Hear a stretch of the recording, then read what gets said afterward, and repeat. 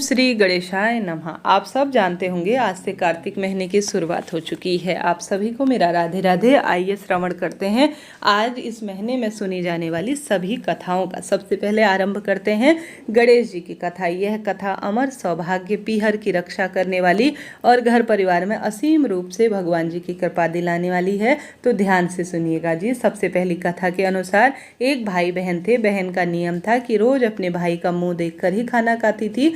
रोज उठती, घर के काम करती, भाई का मुख देखने जाती। रास्ते में खेजड़ी के पेड़ के नीचे विनायक जी की मूर्ति, तुलसी माता हरी भरी थी। पथवारी माता दूध दही में हिसोले ले रही थी। ऊपर सूर्य भगवान तप रहे थे। वो भाई का मुंह देखने जाती और कहती, भगवान मेरे को अमर सुहाग देना और पीहर का अमर वासा देना, ऐसा कहती और आगे जाती। रास्ते में कांटों में झाड़ियां थी जिससे बहन के पैरों में खूब कांटे चुभते थे। अपने भाई के घर गई, अपने भाई का मुख देखा, भगवान की पूजा आराधना की और भाभी ने पूछा, ननद बाई साहब आपके पैर में क्या हुआ? तो बहन बोली, रास्ते में कांटे चुभ गए। ऐसा कहकर बहन वापस अपने घर आ गई। भाई ने अपनी बहन के बारे में पूछा कि मेरी बहन गई क्या? तब उसकी पत्नी ने कहा कि आपकी बहन आती तो है परंतु उनके पैरों में खूब कांटे चुभ जाते हैं। भाई ने सोचा मेरी बहन मिलने आती है, मेरी बहन रोज आती है पर उसके पैरों में खूब कांटे चुभ जाते हैं, इसलिए भाई ने अपने घर से बहन के घर तक आने के पूरे रास्ते को खूब साफ सुथरा कर दिया। गणेश जी की जो वहाँ पर मूर्ति प्रतिमा थी, पथवारी माता, तुलसी माता को भी खूब साफ कर दिया, जिससे भगवान अप्रसन्न रुष्ट हो गए और उसे वहीं पर सोता हुआ रख दिया। पत्नी रोने लगी। लोग लोकाचार करके उसे ले जाने लगे। पत्नी बोली, रुको, अभी मेरी नंद अपने भाई का मुंह देखने आएगी। उसके नियम है कि वह अपने भाई का मुंह देखे बिना खाना नहीं खाती है। कुछ लोग बोले, आज तो मुख देख लेगी, कल क्या करेगी, अब तो इसकी मृत्यु हो गई है। एक बुजुर्ग बोला, थोड़ी देर ठहर जाओ। बहन भाई की तरह रोज मुंह देखने निकली। वह साफ रास्ता देकर आश्चर्यचकित हो गई और उसने खेजड़ी की डाली लगाई, 7 पत्थर लेकर पथवारी माता बैठाई, तुलसी माता के पेड़ लगाए, गणेश जी की मूर्ति को पूरी तरह से दोबारा स्थापित किया। सूर्य भगवान को साक्षी मानकर सबके पैर पकड़कर बोली, भगवान अमर सुहाग देना, अमर पीहर का वासा देना। इतना कहकर वह चली गई। खेजड़ी, भगवान गणेश जी, तुलसी माता, पथवारी माता, सूरज भगवान ने सोचा, इसकी नहीं सुनेंगे तो भला किसकी सुनेंगे और हमें कौन मानेगा। भगवान ने उससे आवाज दी, बेटी वापस आ जा, खेजड़ी की 7 पत्तियां ले जा, तेरे भाई के कच्चे दूध में घोलकर उसके ऊपर छींटे दे देना और उसके ऊपर बैठ जाना। बहन ने पीछे मुड़कर देखा तो कोई नहीं था, पर उसने सोचा सुना जैसा ही वह करने लगी। खेचड़ी की 7 पत्तियां लेकर वो भाई के घर पहुंची और भाभी खूब रोने लगी। लोग बैठे थे, भाई मृत पड़ा हुआ था।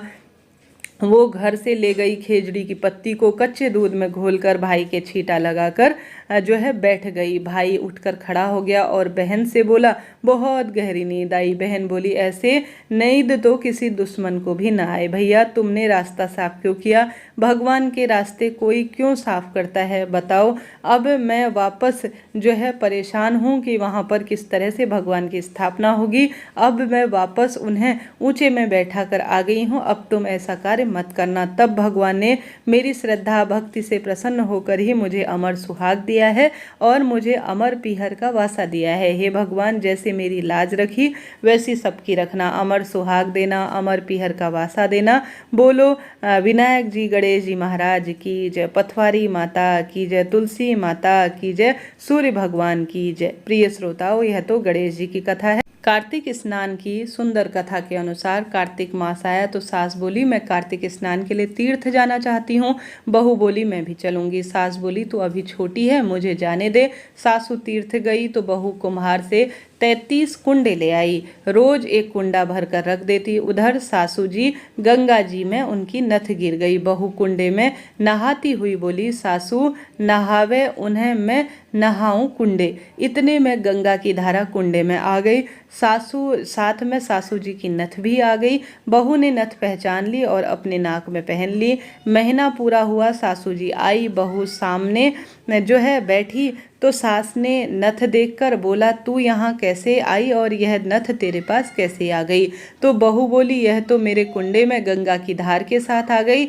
अब सास बोली, मुझे ब्राह्मण भोज कराना है। बहू बोली, सासू जी ब्राह्मण मेरे भी जिमा दो, मैंने भी तो कार्तिक स्नान किया है, तूने कहाँ कार्तिक स्नान किया है? तो बहू बोली, ऊपर चलो मैं आपको बताती हूँ। ऊपर गई तो देखा सारे कुंडे सोने से भरे हुए हैं। बहू बोली, रोज कुंडा भर कर रखती और सुबह जल्दी उठकर स्नान करती और उल्टा करके वापस रख देती। तब सासू जी बोले, बहू तू तो बहुत भाग्यवान है जो साक्षात गंगा जी तेरे पास आई है। तूने श्रद्धा और विश्वास से कार्तिक स्नान किया है तो भगवान ने तुझे फल दिया है।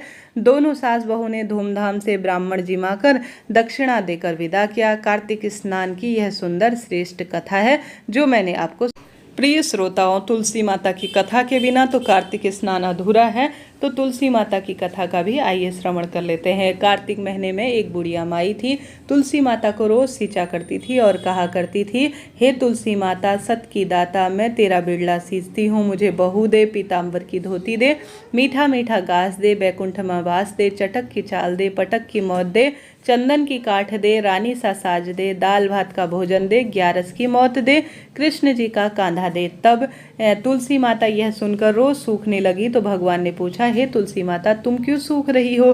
तुलसी माता ने कहा कि एक बुढ़िया रोज आती है, यही बात कहती है, मैं सब बात उसकी मान लूं, लेकिन कृष्ण जी का कांधा कहाँ से लाऊं? तब भगवान बोले, जब वह मरेगी तो मैं अपने आप ही उसको फल देने के लिए उसे कांधा देने आऊँगा, तो बुढ़िया माई से कह देना। बाद में जब बुढ़िया माई मर गई तो सब लोग आए। जब बुढ़िया माई को ले जाने लगे वह किसी से नहीं उठी। तब भगवान ने एक 12 बरस के बालक का रूप धारण किया। बालक ने कान में कहा, बुढ़िया माई तू हल्की हो जा। बालक ने जो है सुंदर रूप में अपनी सारी बात जो है उस बुढ़िया माई के कान में बताई कि तूने किस तरह से तुलसी माता का सत्कर्म किया है, पूजन किया है, उसी के फल से आज मैं कन्हैया तुझे कांधा देने आ रहा हूँ। यह सुनते ही बुढ़िया माई हल्की हो गई और बुढ़िया माई जो है सुंदर रूप में जो बालक था उसके इन शब्दों को सुनते ही, जैसा कि बालक ने बोला, बुढ़िया माई मलके में निकाल ले, पीताम्बर की धोती ले ले, मीठा मीठा घास ले ले, बैकुंठ का वास ले ले, चटक की चाल ले ले, पटक की मौत ले दे, कृष्ण जी का कांधा ले ले। यह सुनकर बुढ़िया माई बिल्कुल हल्की हो गई। भगवान ने कांधा दिया और बुढ़िया माई की मुक्ति हो गई। हे तुलसी माता, जैसे तुमने उस बुढ़िया माई को मुक्ति दी, उस जो भी भक्तजन इस कथा को सुन रहे हैं, समझ रहे हैं, उनके जीवन में खूब सारी खुशियाँ देना। इसके साथ ही प्रिय श्रोताओं, इस महीने में पीपल पथवारी की जो है सुंदर कथा का भी रसवादन किया जाता है। आइए उसे भी श्रवण कर लेते हैं। कथा के अनुसार पथवारी जी की एक बार पथवारी माता, पाल और विनायक जी में झगड़ा हो गया। सब आपस में स्वयं को बड़ा बताने लगे। इतने में एक ब्राह्मण का लड़का आया। पाल पथवारी गजानन जी ने उसे रोका और कहा, लड़के रुक जा और हमारा न्याय कर।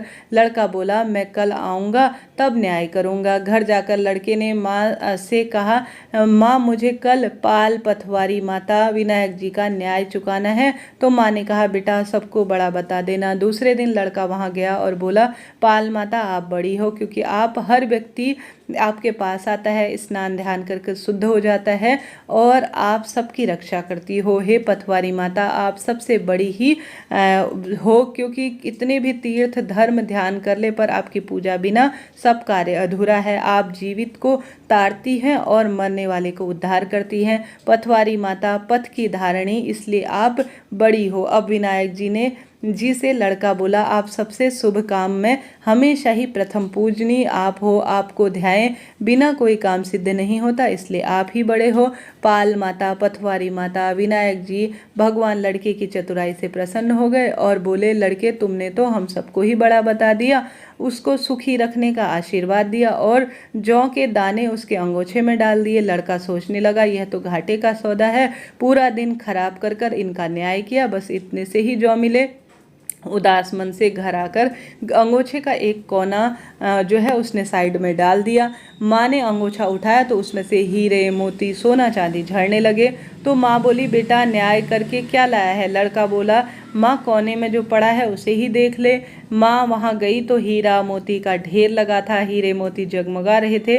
माँ अत्यंत प्रसन्न हो गई। माँ ने बेटे को बुलाया और बेटा आज तो पाल माता, पथवारी माता, विनायक जी ने बहुत कुछ दे दिया है, आज वह हमसे प्रसन्न है। माँ बेटे बहुत खुश हुए। हे भगवान, जैसे पाल माता, पथवारी माता, विनायक जी भगवान ने लड़के को सब कुछ दे दिया, वैसे सबको देना। कहानी सुनने सुनाने वाले और हुंकारा भरने वाले सभी भक्तों के जीवन में सुख संपत्ति का वरदान देना। प्रिय श्रोताओं, इस तरह से यह पीपल पथवारी की आज के दिन सुनी जाने वाली कथा है।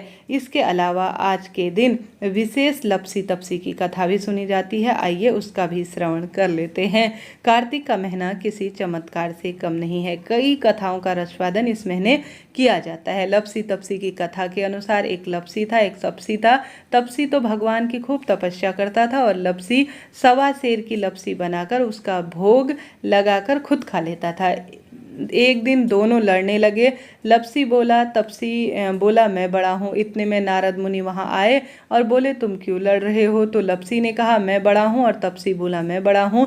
तपसी बोला मैं सारे दिन भगवान की पूजा करता हूँ। यह सुनकर नारद जी ने बोला तुम्हारा फैसला कल कर दूंगा। दूसरे दिन लपसी तपसी नहा कर आए तो नारद जी 1.25 करोड़ की अंगूठी उनके आगे फेर दी। लपसी का ध्यान उस अंगूठी पर था।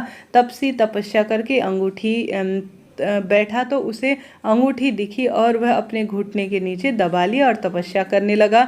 लपसी तपसी बनाकर भगवान का भोग लगाकर जो है बैठ गया और साथ ही इतने में नारद जी आए तो दोनों से पूछा कि कौन बड़ा है। फिर तपसी ने कहा मैं बड़ा हूँ। नारद जी बोले तेरे घुटने उठा, उसने तूने 1.25 करोड़ की अंगूठी रखी है। तब नारद जी ने कहा कि ये अंगूठी तूने चुराई है, तुझे तेरी तपस्या का फल नहीं मिलेगा क्योंकि तू लालची है। तब तपसी बोला नारद मुनि मेरी तपस्या का दोष कैसे दूर होगा। नारद जी ने कहा रोटी बनाकर बांटकर नहीं तो फल तुझे नहीं मिलेगा। ब्राह्मण जिमाकर दक्षिणा नहीं देगा तो तुझे फल नहीं मिलेगा।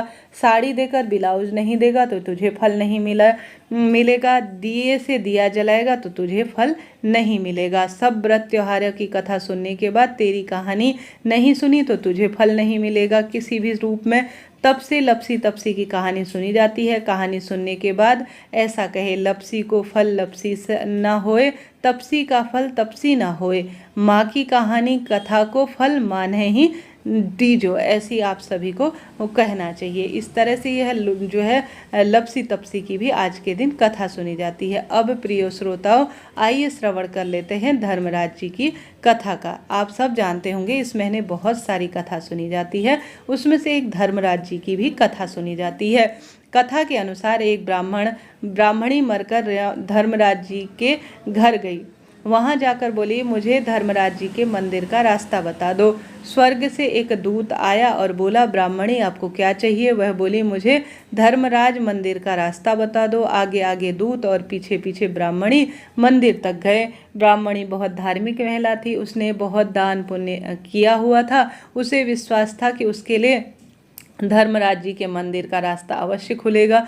ब्राह्मणी ने वहां जाकर देखा, वहां बड़ा सा मंदिर, सोने सा सिंहासन, हीरे मोती जड़ित छतरी है। धर्मराज जी न्याय सभा में बैठे साक्षात इंद्र के समान शोभा पा रहे थे और न्याय नीति से अपना राज्य संभाल रहे थे। यमराज जी ने सबको कर्म अनुसार दंड दे रहे थे। साथ ही ब्रह्माणी ने जाकर प्रणाम किया और बोली मुझे बैकुंठ जाना है। धर्मराज जी ने चित्रगुप्त से कहा लेखा जोखा सुनाओ। चित्रगुप्त ने लेखा जोखा सुनाया और यह सुनकर धर्मराज जी ने कहा तुमने सब धर्म के कार्य किए हैं, धर्मराज जी की कहानी नहीं सुनी है, परंतु बैकुंठ में कैसे जावेगी।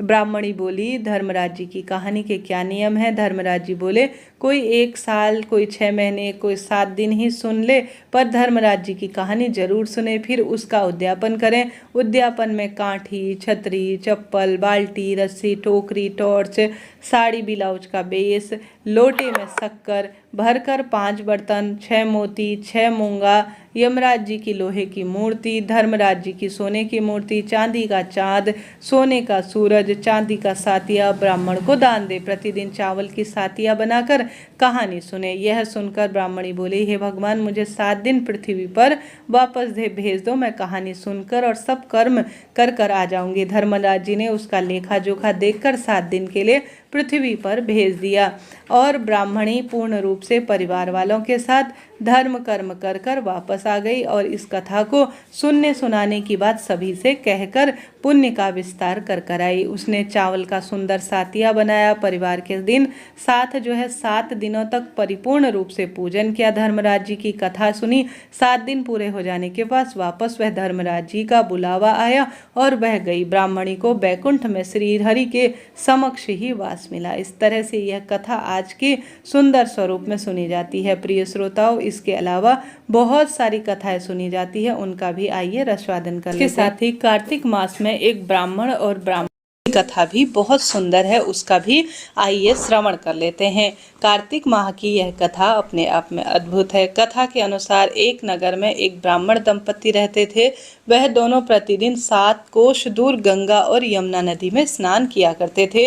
इतनी दूर आने जाने में ब्राह्मण की पत्नी थक जाया करती थी। एक दिन उसने तो अपने पति से कहा कि हमारा एक पुत्र होता तो कितना अच्छा होता, पुत्र की बहू आती तो हमें घर पर बना हुआ भोजन मिलता और घर का वह सब काम भी देख लेती। अपनी पत्नी की बात सुनकर ब्राह्मण ने कहा कि तूने बात तो सही कही है, चल मैं तेरे लिए बहू ला देता हूँ। ब्राह्मण ने कहा कि एक पोटली में आटा डाल, कुछ मोहरे रख दे। ब्राह्मण के कहे अनुसार उसने अपनी पोटली बांध दी और ब्राह्मण चला गया। ब्राह्मण सफर में एक नदी, यमुना नदी के किनारे बैठा। वहाँ बहुत सुंदर लड़कियां थी। वह रेत में घर बना रही थी। उसमें से एक लड़की ने कहा कि मैं अपना घर नहीं बिगाड़ूंगी, मुझे तो अपने घर में रहने के लिए सुंदर घर चाहिए। लड़की की बात सुनकर ब्राह्मण मन में सोचने लगा कि ये बहू तो घर बनाने वाली है, यही लड़की उचित रहेगी। जब वह लड़की जाने लगी, ब्राह्मण भी उसके पीछे पीछे उसके घर तक चला गया। वहां जाकर ब्राह्मण ने उस लड़की से कहा, बेटी, कार्तिक मास चल रहा है, इसलिए मैं किसी के घर खाना नहीं खाता। मैं अपने साथ आटा लेकर आया हूँ। तुम अपनी माता से पूछो कि क्या वह मेरे लिए आटा छानकर 4 रोटियां बना देगी। यदि वह मेरा आटा छानकर रोटी बनाए तो मैं रोटी यहीं पर खा लूंगा। लड़की ने जाकर अपनी माँ को सारी बात बताई। माँ ने कहा, उचित है, जाकर ब्राह्मण देव से कह दो कि वह अपना आटा दे दे, मैं रोटी बना दूंगी। जब वह आटा छानने लगी तो आटे में कुछ मोहरें निकली। वह सोचने लगी कि जिस आटे में इतनी मोहरें हैं उसके घर में कितनी मोहरें होती होंगी। जब ब्राह्मण खाना खाने बैठे तो लड़की की माँ ने उस ब्राह्मण से पूछा, क्या आपका कोई लड़का है और वह क्या करता है? अगर आप कहें तो उससे सगाई हम करना चाह रहे हैं। यह सुनकर ब्राह्मण ने कहा, मेरा लड़का तो काशी पढ़ने गया है, लेकिन यदि तुम कहो तो खांड कटोरे से विवाह करके तेरी बेटी को अपने साथ घर ले जाऊंगा। लड़की की माँ ने कहा, ठीक है ब्राह्मण देवता। इस पर लड़की की माँ ने लड़की की खांड कटोरे से शादी करके ब्राह्मण के साथ भेज दिया। ब्राह्मण ने घर जाकर कहा, रामू की माँ, दरवाजा खोल, तेरे लिए बहू लेकर आया हूँ। ब्राह्मण की पत्नी भीतर से बोली, हमारा तो कोई बेटी है ही नहीं, तो बहू कहाँ से आएगी? दुनिया ताने मारती है और आज आप भी ताने मार रहे हो। ब्राह्मण ने कहा, तू दरवाजा खोल तो देख तो सही। जब ब्राह्मणी ने दरवाजा खोला तो सामने बहू को देखा। बहू ने उसका स्वागत किया और आदर सत्कार किया। जब वह ब्राह्मण अपनी पत्नी के साथ नदी स्नान करते जाता तो बहू घर से के सारे काम करती, घर पर खाना बनाती, वह उनके कपड़े धोती, रात को हाथ पैर भी दबाती। इस तरह बहुत दिन बीत गए। ब्राह्मणी ने अपनी बहू से कहा, बहू, कभी भी चूल्हे की आग बुझने मत देना और मटके का पानी खत्म मत होने देना। परंतु बहू, एक दिन चूल्हे की आग बुझ गई। यह देखकर बहू घबरा गई, भागी भागी अपने पड़ोसन के पास गई और कहा कि मेरे चूल्हे की आग बुझ गई है, मुझे थोड़ा आग चाहिए। मेरे सास ससुर सुबह 5 बजे से गए हुए हैं, वह थके हारे आएंगे, इसलिए मुझे उनके लिए खाना बनाना है। यह सुनकर पड़ोसन ने कहा, तू तो बावरी है, तुझे यह दोनों पागल बना रहे हैं, इनके कोई पुत्र नहीं है, यह तो निसंतान है। बहू ने कहा, ऐसा मत बोलो, इनका बेटा तो बनारस काशी जी पढ़ने गया है। इस पर पड़ोसन ने कहा, यह तुझे झूठ बोल रहे हैं, मेरी बात मान, इनके कोई बेटा नहीं है। अब बहू पड़ोसन की बातों में आ गई और वह कहने लगी, अब आप ही बताओ कि मैं क्या करूं। पड़ोसन ने कहा कि करना क्या है, जब तुम्हारे सास ससुर आए तो जली हुई रोटी बना कर देना और बिना नमक की दाल उनको देना, खीर भी कड़वी जो है देना, और कलछी जो है पूरी तरह से दाल भात की बनाकर पूरी तरह से खीर को नमकीन बना देना। पड़ोसन ने उसे अच्छे से सिखा पढ़ा दिया। फिर जब उसने अपने सास ससुर के साथ वह आई तो उनका खूब आदर सत्कार उसके जैसे रोज करती थी बिल्कुल भी नहीं किया। न तो उसने कपड़े धोए, न उनको खाना दिया, पूरी तरह से रोटी जो है कच्ची दी, कुछ पकी हुई रोटी दी, दाल भी आज अलोनी थी। तब बहू ने पटक कर कहा कि एक दिन ऐसा खाना खा लोगे तो कुछ भी नहीं बिगड़ेगा तुम्हारा। सास ससुर को खरी खोटी सुनाकर वह फिर से पड़ोसन के पास गई और बोली कि अब क्या करना है बताओ। पड़ोसन ने कहा, अब तुम सातों कोठे की चाबी मांग लो, अगले दिन जब भी स्नान करने जाए तो चाबी से पूरी तरह से जो है तुम अपने घर का धन संपदा देख लेना। बहू ने वैसा ही किया। जब सास ससुर आए तो उनसे लड़ने लगी और कहने लगी कि अपने सभी कोठों की चाबी मुझे दे दो। तब ससुर जी ने चाबी भी उसको दे दी और सास की जो है चाबी भी बहू को सौंप दी। सास ससुर के जाने के बाद जब बहू ने दरवाज़ा खोला तो किसी में अन्न भरा है, किसी में धन भरा है और किसी कोठे में खूब बर्तन पड़े हैं। जब उसने सबसे ऊपर का 7वां कोठा खोला तो शिव जी, पार्वती, गणेश जी, लक्ष्मी मैया, पीपल पथवारी, कार्तिक के ठाकुर जी, राई दामोदर, तुलसी जी का बिरला, गंगा जमुना, 33 कोटि देवी देवता भी विराजमान है। वहीं पर एक लड़का चंदन की चौकी पर बैठा हुआ माला भी जप रहा है। यह सब देखकर उसके लड़के से पूछा कि तुम कौन हो। तब लड़का बोला, मैं ही तो तेरा पति हूँ, अभी दरवाजा बंद कर दे, तब मेरे माता पिता आएंगे तभी दरवाजा खोलना। यह सब देखकर बहू खुश हो गई और 16 श्रृंगार कर सुंदर कपड़े पहनकर सास ससुर का इंतजार करने लगी। उसने अपने सास ससुर के लिए अच्छे अच्छे पकवान बनाए। जब उसने सास ससुर घर आए तो उसने बड़े आदर सत्कार किया, प्रेम पूर्वक खाना खिलाया, हाथ पैर दबाए और पैर दबाते हुए बहू से कहा कि माँ, आप इतनी दूर गंगा स्नान करने जाती हो, आप थक जाती हो, इसलिए आप घर पर ही स्नान क्यों नहीं करती हो। यह सुनकर सास कहने लगी कि बेटी, गंगा जमुना घर पर नहीं बहती है। उसने कहा, माँ मैं बताती हूँ, चलो आपको दिखाती हूँ, हमारे घर पर ही गंगा जी हैं। जब बहू ने 7वां कोठा खोला तो वहाँ शिव जी, पार्वती, गणेश जी, लक्ष्मी जी, पीपल पथवारी, कार्तिक के ठाकुर जी, राई दामोदर, तुलसी जी का बिरला, गंगा जमुना बह रही थी, 33 कोटि देवी देवता विराजमान थे। वहाँ चौकी पर एक लड़का माला जप कर रहा है। माँ ने कहा, बेटा तू कौन है। लड़का बोला, माँ मैं तेरा बेटा हूँ। तब ब्राह्मणी ने कहा, तू कहाँ से आया। लड़के ने जवाब दिया, मुझे कार्तिक ने दिया है और मुझे भेजा है। माँ ने कहा, बेटा यह संसार कैसे मानेगा कि तू मेरा बेटा है। माँ ने कुछ पंडित ब्राह्मणों को बुलाया और जो है मदद मांगी। ब्राह्मणों ने कहा, इस पार बेटा बहू खड़े हो जाए और उस पार माँ खड़ी हो जाएगी। माँ ने चमड़े की अंगिया पहनी हो और छाती में से दूध की धार निकलकर बेटे की दाढ़ी मूछ भीगे और पवन पानी में गठजोड़ा बंधे, तब मानेगी यह जो है माँ का ही बेटा है। उसने ऐसा ही किया। चमड़े की अंगिया फट गई और छाती में से दूध की धार निकलकर बेटे की दाढ़ी मूछ भीग गई।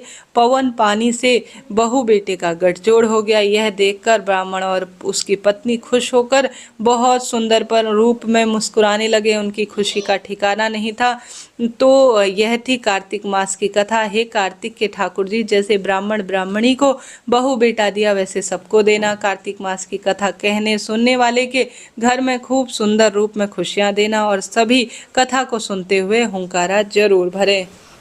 कार्तिक के पावन पवित्र महीने में पीपल पथवारी की भी कथा सुनी जाती है। आइए उसका रसवादन कर लेते हैं। एक समय की बात है, एक गुजरी ने अपनी बहू को दूध दही बेचने के लिए कहा। वह बेचने गई और रास्ते में उसने देखा पीपल पथवारी सींच रहे हैं सब। उसने उन औरतों के पास जाकर पूछा कि आप क्या कर रही हैं। औरतों ने कहा, हम पीपल पथवारी सींच रहे हैं, इससे घर में धन धान्य बढ़ता है और खोया पति भी मिल जाता है। बहू बोली, ऐसी बात है तो हम पानी की जगह है, दूध और दही से मैं जो है इसे सींचा करूंगी। गुजरी बहू ने रोज दूध दही बेचते समय पीपल पटवारी को दूध दही से सींचना शुरू किया। जब सास ने दूध और दही का हिसाब मांगा तो वह कह देती कि महीना पूरा होने पर ही हिसाब देगी। इसके बाद कार्तिक का महीना पूरा हो गया तो पीपल पटवारी के चरणों में वह पड़ गई। इस पर पीपल पटवारी ने पूछा कि आज क्या बात है, तो उसने कहा आज सास दूध दही का हिसाब मांगेगी। पीपल पटवारी बोली कि मेरे पास तो रुपए नहीं है और यह पत्थर और पान के टुकड़े हैं, इसे ले जा। बहू वहीं साथ ले गई और उसने एक अलमारी में उसे रख दिया। उसके बाद डर के मारे वह चद्दर ओढ़कर सो गई। कुछ देर में सास बोली कि दूध दही के रुपए ला बहू।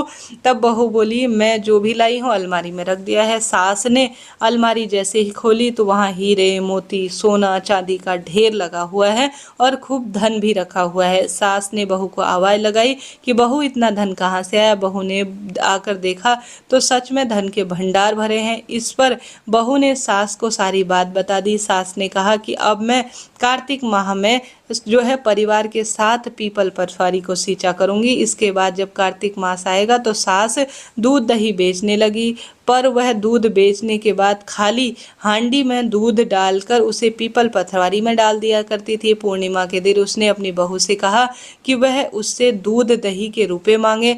जब बहू ने रुपए मांगे तो वह भी पीपल पटवारी के चरणों में पड़ गई और इस पर पीपल पटवारी ने उसे पत्थर और पान के टुकड़े दे दिए, जिसे वह अलमारी में रख दी। इसके बाद जब बहू ने अलमारी खोली तो उसके कीड़े मकोड़े हुए थे। इस पर सब कोई कहने लगे बहू तो सत की भूखी है, बस लालच के मारे ही आज पूजा कर रही है। लेकिन सास ने धन की भूखी होकर पीपल पटवारी का सींचा, इसलिए कुछ भी किसी भी रूप में किसी भी तरह से उसे फल नहीं मिला।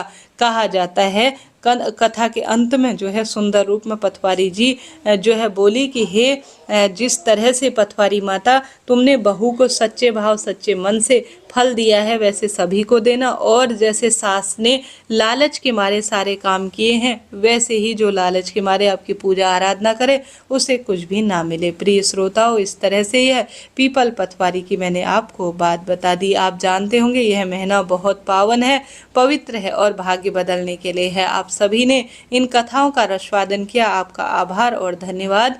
आप सब जानते होंगे यह महीना किसी चमत्कार से कम नहीं है, भाग्य बदलने के लिए यह महीना जाना। तो इस तरह से यह कथाएं जो मुख्य रूप से सुनी जाती हैं, जिसमें तुलसी माता की कथा मैंने सुनाई, सूरज भगवान की और यम देवता की कथा सुनाई, आपने सुनी। कार्तिक महीने की सब कथाओं का रसवादन किया, आपका धन्यवाद और आभार। बस आपसे अनुरोध है चैनल से जुड़ें, लाइक करें, शेयर करें, सब्सक्राइब करें। इस पावन पवित्र के खूब अनंत गुना आपको फल मिले, यही मेरी प्रार्थना है। जय माता दी, राधे राधे।